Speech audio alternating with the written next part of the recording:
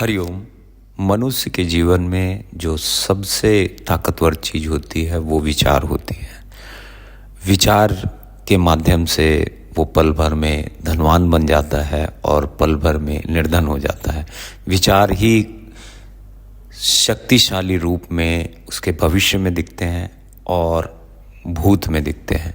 विचार ही उत्पन्न करते हैं उसके भविष्य को, उसकी कामयाबी को और उसकी नाकामी को। विचार के रूप में बहुत सारी बातें आप अपने जीवन में महसूस करते होंगे और देखते होंगे। योगिक क्रियाओं में विचार की एक साधना होती है जिसे विचार साधना कहते हैं।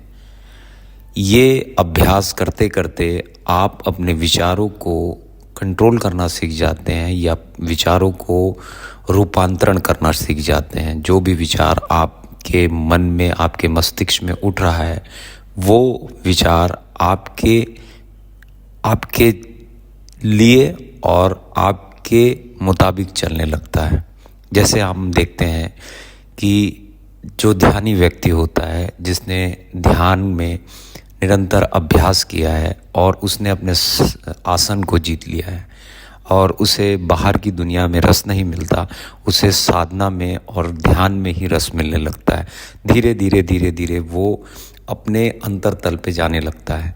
अंतरतल पे जाते जाते वो इतना गहरा उतर जाता है कि उसे अपनी शक्तियों का या अपने सूक्ष्म रूप में जो प्राण विराजमान है उसके शरीर में, उससे वो परिचित होने लगता है। अब अगर विचार में उसने काम नहीं किया है तो ये विचार के रूप में वह होते जाती है ऊर्जा जो उसने निरंतर अभ्यास से अर्जित की है, जो उसने निरंतर अभ्यास से इतने सालों में या इतने दिनों में जो अर्जित किए हैं, वो वह होने लग जाती विचारों के रूप में। तो साधक को या योगी को इसकी बहुत ज़्यादा आवश्यकता पड़ती है एक समय आने के बाद में, जब वो शक्तिपात होने लगता है। क्योंकि उसे अपनी शक्तियों का तो पता चल जाता है, लेकिन उसे कहाँ व्यय करना है, कहाँ नहीं करना है, ये जब तक विचार की साधना अगर उसने नहीं की है तो विचार की साधना के बिना ये संभव नहीं हो सकता है। विचार साधना ऐसी है जैसे आप इसे एक एग्जाम्पल से समझिए कि जैसे आपके पास में धन है और आप ना बाहर जा रहे हैं, ना किसी चीज़ को देख रहे हैं, ना किसी चीज़ की लालसा आपके मन में और आपके मस्तिष्क में उठ नहीं रही है, तो आपका पैसा और आपका धन वह नहीं होगा। ना खर्च करने की इच्छा होगी, ना कोई लालसा ही नहीं उठेगी, तो खर्च करने की तो सवाल ही पैदा नहीं होता। वैसे ही आप जब शक्तियों को अर्जित करते हैं योग या ध्यान के माध्यम से, और अगर आप बाहर की दुनिया को देखेंगे तो वो कामनाओं के रूप में, विचार के रूप में, लालसा के रूप में आप उसे खर्च ही कर देंगे। इस साधना में या इस साधना को शुरू करने के लिए सबसे पहले आप एक विचार को पकड़िए और उसी पे निरंतर अभ्यास करते रहिए। चाहे आप आध्यात्मिकता की कामयाबी को ले लीजिए, चाहे आप शारीरिक कामयाबी को ले लीजिए या किसी भी चीज़ को ले लीजिए। जैसे जैसे आप इसमें गहरे उतरते जाएंगे, आपकी पूरी ऊर्जा आपके विचार को भविष्य में सार्थक करने में लग जाएगी। पूरी ऊर्जा आपकी सार्थक करने में लग जाएगी और आपका जो पूरा ध्यान है या जो आपकी चेतना है या जो आपका कंसंट्रेशन है वो एक ही दिशा में जाने लग जाएगा या बहने लग जाएगा। फिर साधक इस अभ्यास से या इस एक्सपीरियंस से उसे अपनी शक्तियों का पता चलता है कि मुझ में ये शक्तियाँ हैं और मैं इस शक्तियों का उपयोग कर सकता हूँ। याद रखिए कि पहले आपको आसन को सिद्ध करना है। पहले ये उनके लिए है जिन्होंने निरंतर अभ्यास किया है ध्यान का या ध्यान में बैठते हैं। वो किसी भी एक विचार को या किसी भी एक कामना को भी ले सकते हैं और उसको रूपांतरित करने के लिए अपनी पूरी ऊर्जा एकाग्र करेंगे। उसके बाद में उन्हें ये चीज़ समझ में आने लगे। अब इसके बाद जो सबसे बड़ी बात है वो इसके बाद आती है कि जैसे ही आपने उस कामना को पूरी होते हुए देखा तो मन में दूसरी कामना उत्पन्न होती ही है, क्योंकि इंद्रियां बाहर की ओर छेदी गई हैं। वो बाहर की दुनिया को देखने में रस लेती है, बाहर की दुनिया में रहने में रस लेती है।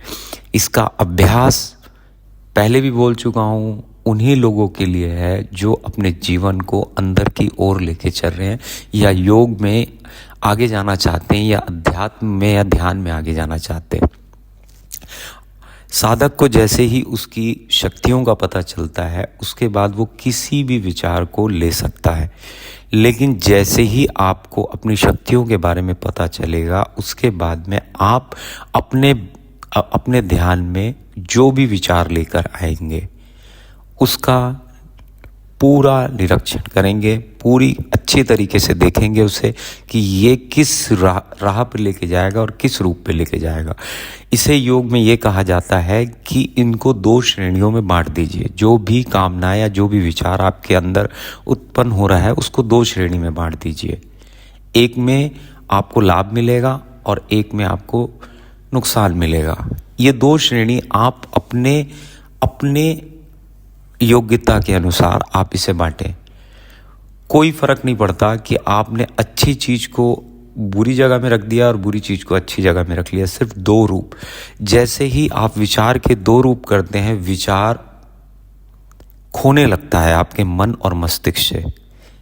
विचार को अगर आपने भेदना है तो आपको ये 2 उसके हिस्से करने पड़ेंगे। और जैसे ही साधक इसके 2 हिस्से करता है, ये उसके मन और मस्तिष्क से ओझल होने लगता है। पहले आपको अपनी शक्तियों को पहचानना है, फिर अपनी शक्तियों से अपने विचारों को पूर्ति करनी है और विचारों को पूर्ति करने के बाद में उसके 2 हिस्से करने हैं। ये साधना होती है विचार की। जैसे ही आपने उसके 2 हिस्से करने के योग्य हो गए, आपको बिल्कुल समझ आने लग जाएगा कि क्या अच्छा है, क्या बुरा है और क्या करना चाहिए और क्या नहीं करना चाहिए। जब इतनी बातें समझ आ गई तो विचार भी आपके मन में और दिमाग में पूछ के आता है। याद रखें, किसी भी तरह का दबाव नहीं करना है। अगर आपने दबाव किया तो वो कामना का ही एक रूप है, दबाना नहीं है। ये जितने आसान तरीके से मैं आपको बता रहा हूँ, ये इतना आसान नहीं होता है। जब आप अंदर अपने अंतरतल पे, अपने प्राण तल पे जाना शुरू करते हैं, उसके बाद में ही इन सब चीज़ों की अनुभूति होती है और इसके बाद में ही साधक योग्य होता है अपनी पूरी ऊर्जा को केंद्र में लाने के, और केंद्र में लाने के बाद में अपने विचारों को भविष्य में साकार करने के, अपनी शक्तियों के द्वारा या अपनी एकाग्रता के द्वारा। उसके बाद में जब वो अपनी शक्तियों को पहचान लेता है, उसके बाद में वो हर विचारों के 2 हिस्से करने लगेगा।